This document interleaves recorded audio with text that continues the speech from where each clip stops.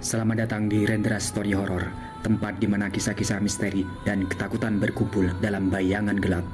Persiapkan diri kalian untuk memasuki alam gaib yang penuh dengan rahasia gelap dan misteri yang menggetarkan.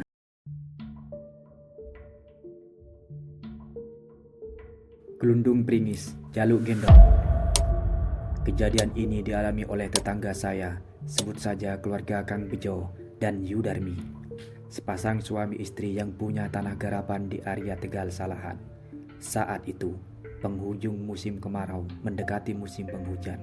Seperti biasa, sebagai seorang petani, pada musim-musim ini mulai menyiapkan tanah garapannya agar siap ditanami saat musim penghujan tiba.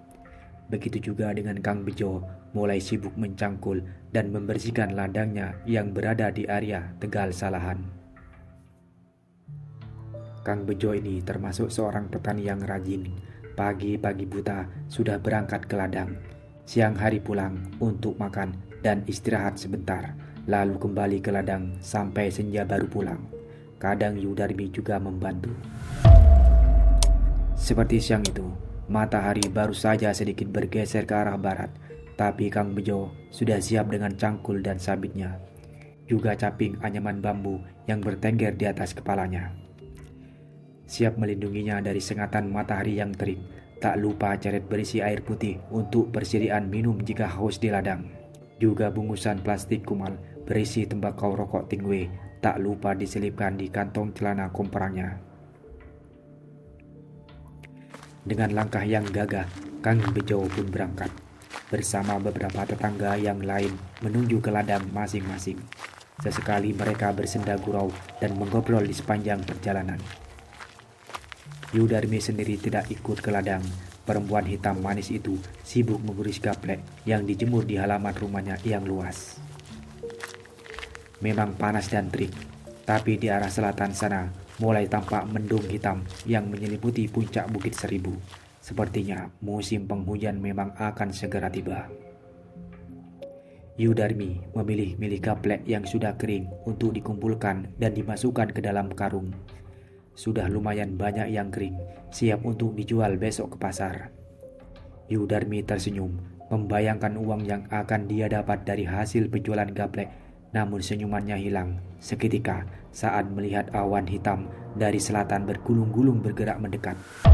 Disertai kilatan cahaya petir dan suara guru menggelegar, sepertinya hujan akan benar-benar turun.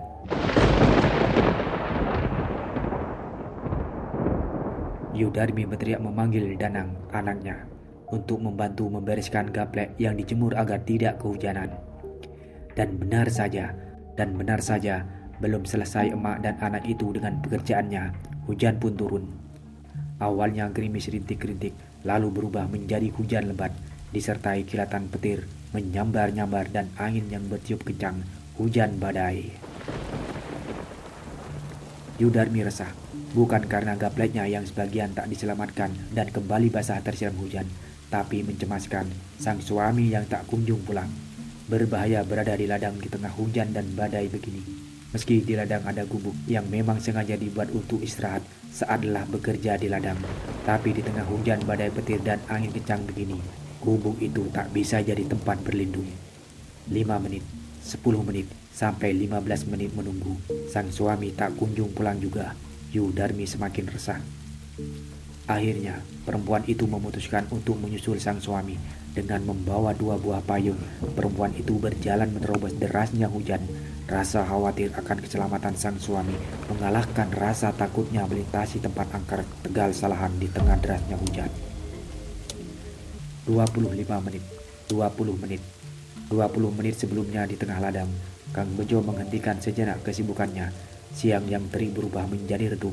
Awan hitam bergulung seolah menelan keangkuhan panahnya menari. Lalu gerimis pun turun. Laki-laki itu pun membereskan peralatannya, memanggil Kang Sardi yang bekerja tak jauh dari ladangnya dan mengajaknya pulang. Benar saja, hujan semakin deras disertai petir dan angin kencang. Tak ada pilihan lagi, Kang Bejo pun ikut singgah di rumah Kang Sardi untuk berteduh. Kebetulan rumah Kang Sardi lebih dekat dari ladang, tepat di atas tanjakan jalan Salahan. Nasib baik, selain bisa numpang berteduh, juga mendapatkan hidangan kopi panas kental yang disediakan oleh istri Kang Sardi. Jadilah kedua petani itu menikmati kopi panas dan rokok tinggi di tengah hujan lebat, tanpa menyadari bahwa seseorang sedang terancam bahaya di Tegal Salahan. Yudarmi nasibnya tak sebaik sang suami. Sampai di ladang ia tak menemukan sosok yang ia cari. Sudah dikelilinginya seluruh sudut ladang sambil berteriak-teriak memanggil sang suami, tapi tak ada sautan. Gubuk di tengah ladang juga kosong melompong. Mungkin Kang Bejo sudah pulang dan berselisih jalan dengannya hingga tak bertemu di tengah perjalanan tadi, atau mungkin numpang berteduh di rumah orang. Yudarmi pun memutuskan untuk kembali pulang. Hujan semakin deras, angin semakin kencang, kilat dan petir menyambar-menyambar. Yudarmi gemetar, kedinginan juga ketakutan. Daster yang dipakainya basah kuyup. Payung yang ia bawa tak cukup melindungi dari derasnya hujan dan kencangnya angin. Mendekati jembatan kecil atau buk di antara tanjakan dan turunan jalan, Yudarmi semakin menggigil. Kali ini lebih karena ketakutan. Teringat cerita orang-orang tentang keangkeran tempat itu. Benar saja, sampai di tengah buk, angin kencang menghempas dan menerbangkan payungnya. Yudarmi terpekik kaget. Payung satu lagi yang ia pegang tak sengaja ia siapkan untuk sang suami terjatuh dari genggamannya. Perempuan naas itu mulai menangis, lututnya bergetar hebat, tak kuasa melanjutkan langkahnya. Tak ada penampakan seram yang menakutinya, tapi ia merasa ada sesuatu yang menggelayut di punggungnya, berat dan panas. Yudarmi berteriak, berharap ada yang mendengar dan menolongnya, tapi suaranya hilang begitu saja ditelan derasnya hujan. Tapi perempuan itu tak mau menyerah. Ia tak mau mati konyol di tempat itu. Dengan sisa-sisa kekuatan dan kesadarannya, ia mencoba berdiri, namun sesuatu yang menggelayut di punggungnya terasa begitu berat, membuatnya kembali jatuh terduduk. Yudarmi mengerang, mencoba merangkak, setapak demi setapak, menaiki jalan berbatu menanjak ke arah desa. Rasa perih di lutut dan telapak tangan karena terkuris batu jalan yang tajam tak dirasakannya. Ia terus merangkak, sambil mulutnya tak henti berteriak minta tolong, meski dengan suara yang mulai serak dan melemah. Sementara makhluk tak kasat mata yang menggelayut di punggungnya tak terasa semakin berat dan panas, membuatnya punggungnya merasa terbakar meski ditimpa derasnya hujan. Sementara itu di rumah Kang Sardi, Kang Bejo masih asik menikmati secangkir kopi sambil ngobrol ngalor ngidul dengan sang tuan rumah. Sampai akhirnya obrolan mereka terhenti, manakala terdengar sayup-sayup suara perempuan menangis dan menjerit lirih. Kedua laki-laki itu terhenyak dan saling pandang. Mereka sadar suara itu berasal dari arah selatan, Tegal Salahan. Kang Sardi bergidik. Kang Bejo mengusap tengkuknya yang berinding. Kedua laki-laki itu punya pemikiran yang sama. Suara perempuan dari arah Tegal Salahan. Di tengah hujan badai begini, suara siapa lagi kalau bukan? Seperti dikomando, keduanya berteriak dan lari masuk ke dalam rumah, mengunci pintu tanpa mempedulikan kopi yang masih setengah dan rokok tinggi yang masih menyala di asbak di atas meja teras. Namun selain rasa takut, kedua laki-laki itu juga punya rasa penasaran. Dengan lutut gemetar dan wajah pucat, mereka mengintip dari kaca jendela, memandang lurus ke arah jalan tanjakan Salahan. Kang Sardi semakin gemetar. Lambat-lambat di tengah derasnya hujan, nampak sosok menyeramkan berwujud perempuan dengan rambut panjang acak-acakan merangkak menaiki jalan tanjakan Salahan. Tak salah lagi, kuntilanak menuju ke arah desa, dan itu berarti bahaya, mengingat rumahnya yang paling dekat dengan jalan tanjakan itu. Lain Kang Sukir, lain lagi yang ada di pikiran Kang Bejo. Ia memang melihat sosok yang sama, sosok menyeramkan merangkak menaiki tanjakan jalan Salahan. Sedetik Kang Bejo terhenyak. Sedetik kemudian, ia sadar dan panik. Membuka pintu dengan kasar, menyambar tangan Kang Sardi, dan menyeretnya keluar berlari menerobos derasnya hujan. Ya, Kang Bejo memang tak begitu jelas melihat sosok menyeramkan itu, karena terhalang derasnya hujan. Tapi ia jelas-jelas mengenali daster yang dikenakan oleh sosok yang semula ia sangka kuntilanak itu. Daster putih, kembang-kembang merah, yang seminggu lalu ia beli untuk istrinya. Malam harinya, rumah Kang Bejo terang benderang. Suara ayat-ayat suci berkumandang, dilantunkan oleh hampir semua warga desa yang hadir di situ, dipimpin oleh Pak Modin. Kang Bejo sendiri masih sok, duduk bersandar di tiang rumah dengan wajah pucat dan tatapan kosong. Di sampingnya Kang Sardi juga dalam posisi dan kondisi yang sama.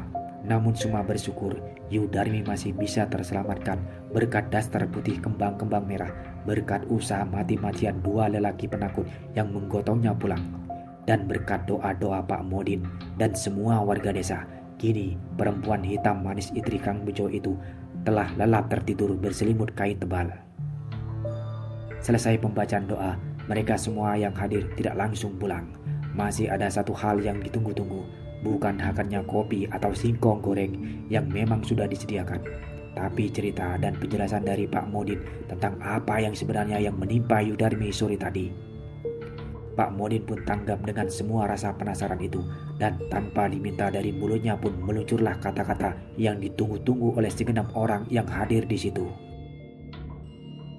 Usut punya usut, biang dari semua ini adalah Glundung Pringis, sejenis hantu atau makhluk halus yang berwujud kepala tanpa badan yang suka menggelinding seperti bola dan meringis. Makhluk ini tertarik dengan Yu Darmi karena kebetulan saat itu Yu Darmi sedang datang bulan. Makanya ia nemplok dan minta gendong di punggung Yu Darmi. Konon makhluk-makhluk seperti itu memang suka dengan wanita yang datang bulan. Entah apa sebabnya, karena itu Pak Modin mewanti-wanti agar kalau perempuan sedang datang bulan, jangan pernah sekali-kali datang atau lewat di Tegal Salahan. Terima kasih telah menyaksikan Rendra Story Horror, di mana setiap sudut menyimpan cerita-cerita yang akan membuat bulu kuduk merinding. Jangan lewatkan kisah-kisah seram berikutnya.